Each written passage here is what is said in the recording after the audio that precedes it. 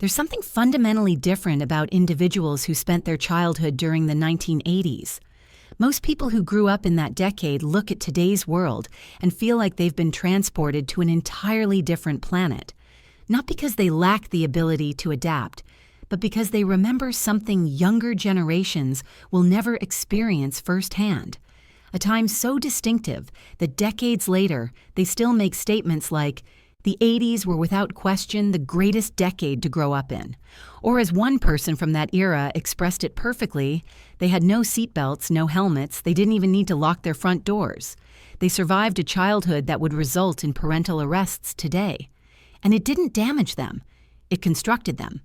Their brains developed during a unique window in human history, and psychologists are only beginning to understand what made growing up in the 80s so profoundly different from anyone raised in the modern era.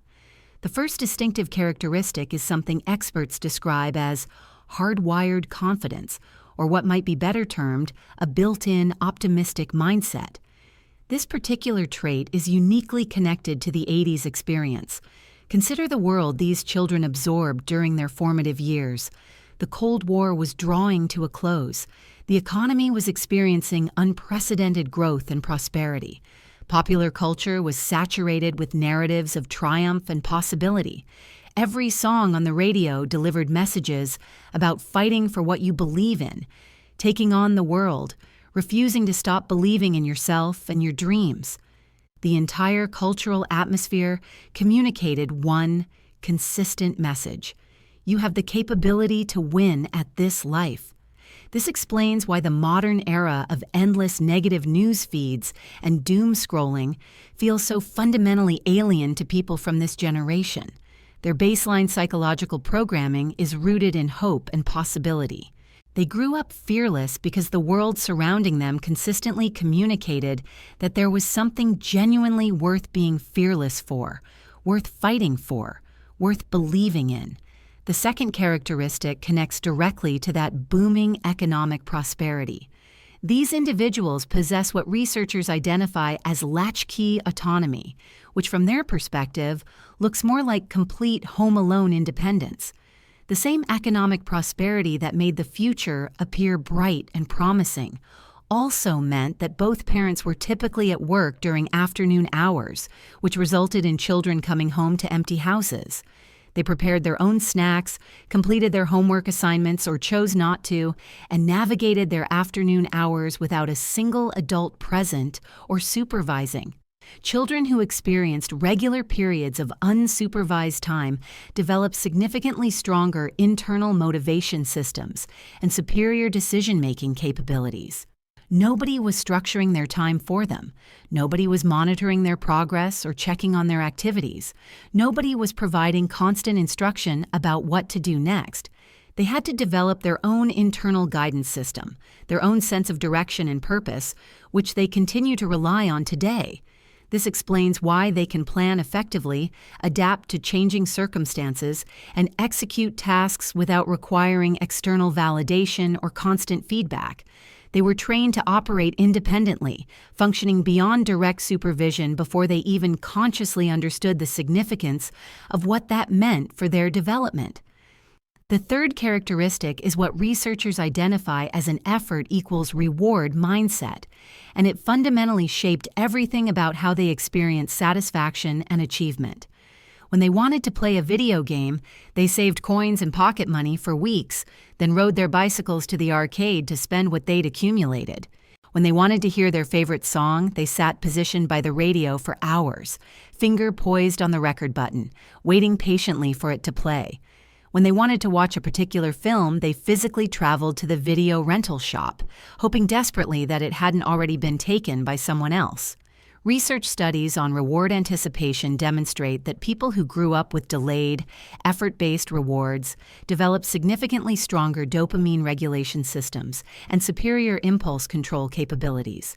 Their brains learn through repeated experience that good things come to those who work and wait patiently, not to those who simply click a button. This explains why instant gratification feels fundamentally hollow and unsatisfying to them.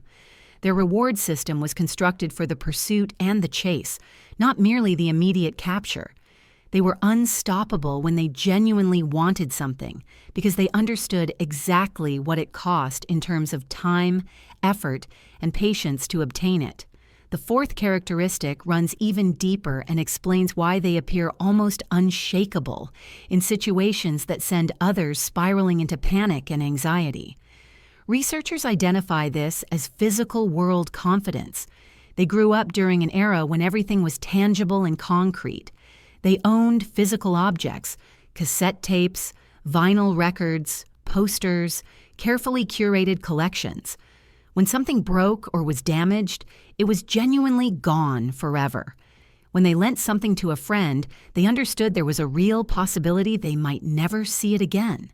They learned through direct experience the weight and significance of real loss and real value, not just digital files that exist somewhere in cloud storage, easily replaceable and essentially weightless.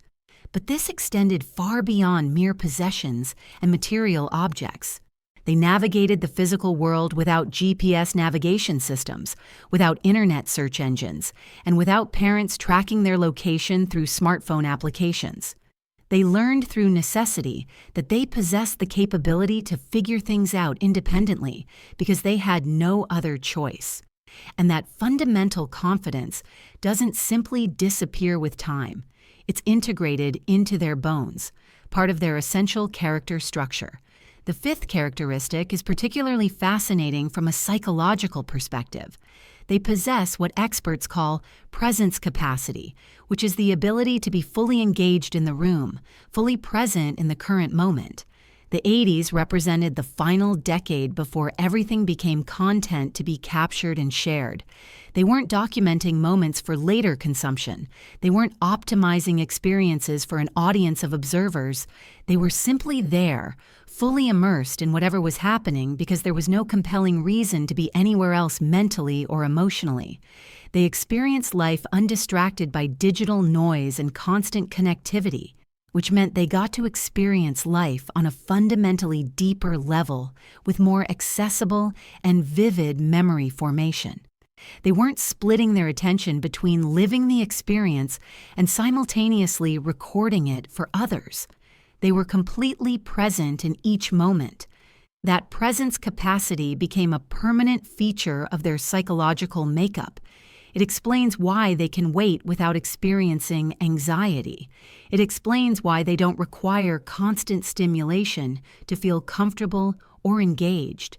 Their brains were trained and developed in a world that demanded their full attention. And that's still fundamentally how they operate in the present day. Consider what this combination of traits actually means in practical terms. When 80s children wanted to connect with friends, they couldn't send instant messages or check social media. They had to call a landline telephone, often speaking first with parents or siblings before reaching their intended friend. They had to use polite, respectful language with adults as gatekeepers. They learned social navigation through direct human interaction rather than through carefully curated digital personas. When they wanted information, they couldn't search it instantly. They had to visit libraries, consult physical encyclopedias, ask knowledgeable people directly. The effort required to obtain information meant they valued it more deeply and retained it more effectively. When they made mistakes or experienced failures, there was no delete button, no ability to erase and start over cleanly. They had to live with consequences, learn from them, and move forward with that knowledge integrated into their understanding of how the world functions. This generation also experienced risk in fundamentally different ways. They rode bicycles without helmets at speeds that would horrify modern parents. They climbed trees to heights that seemed impossible, learning through direct physical experience, where the safe limits actually existed. They built ramps and attempted jumps that resulted in spectacular failures and genuine injuries. But through these experiences, they developed an intuitive understanding of risk assessment that can't be taught through verbal instruction or protective supervision. They learned through their own bodies what was genuinely dangerous versus what merely appeared intimidating. This created adults who can evaluate risks accurately, who don't freeze in uncertain situations, who trust their own judgment about what they can and cannot handle. The social landscape of the 80s also shaped these individuals in unique ways. Friendships were formed and maintained through consistent physical presence rather than digital connection.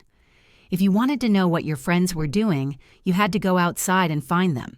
You had to ride your bike to their house, knock on their door, and engage in face-to-face interaction.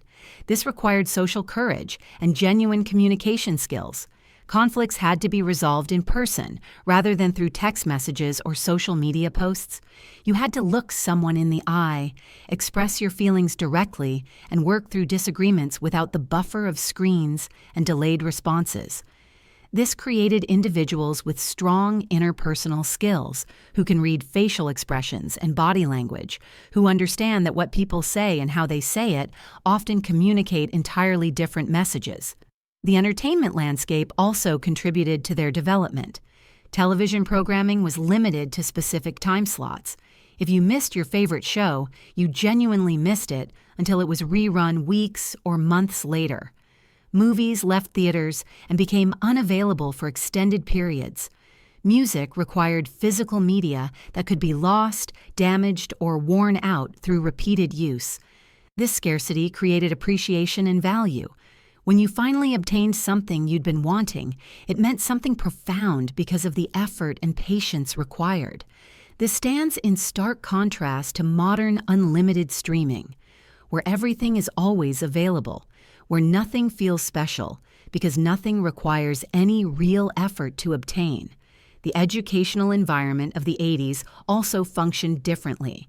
Classrooms operated without digital distractions.